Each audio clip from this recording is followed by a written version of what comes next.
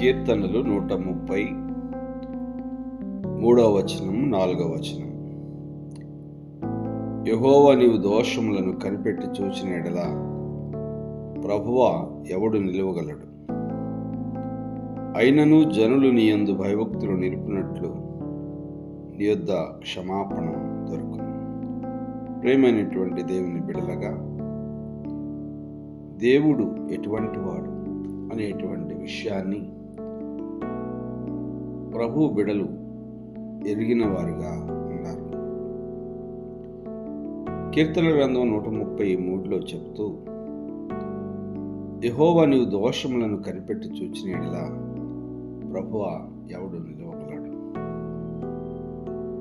మన జీవితంలో దేవుడు మన దోషములను, మన బలహీనతలను, మన పాపములను ఆయన కనిపెట్టి చూస్తే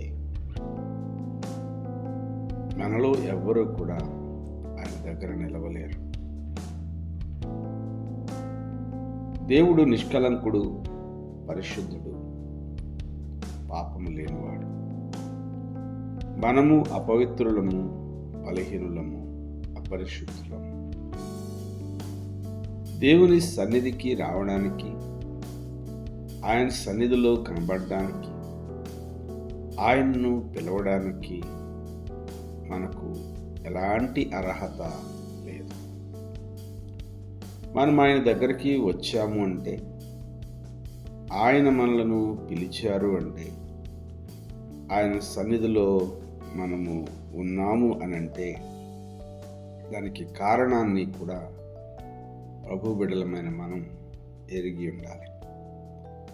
దానికి కారణం ఏమిటంటే,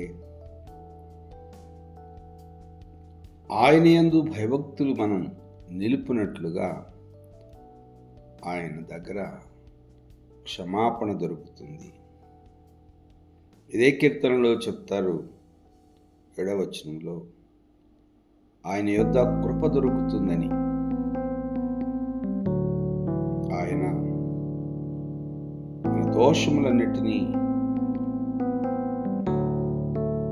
క్షమించేవాడని, వాటి నుండి మనలను విడుదల చేసేవాడని మనం ఎరిగిన వారుగా ఉన్నాం. కనుక ప్రభు దగ్గర కృప దొరుకుతుంది, సంపూర్ణమైన విమోచన దొరుకుతుంది.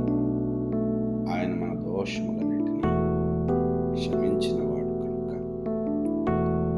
ప్రభు బిడ్డలు దేవుణ్ణి సేవించే విషయంలో ఆయన కృపనెరిగిన వారుగా, ఆయన క్షమాపణను గ్రహించిన వారుగా, ఆయన అనుగ్రహించిన విమోచనను గ్రహించిన వారుగా, దోషములన్నిటి నుండి విడుదల నొందిన ప్రజలుగా ప్రభుని ప్రేమించి ఆయన భయపడి ఆయన సేవించేవారిగా ఉండటమే దేవుని యొక్క చిత్తం. నీ జీవితంలో, నా జీవితంలో ఆయన సంకల్పమై ఉన్నది. ప్రభు మాటలు మన వెనుకలో ఆశీర్వదించును.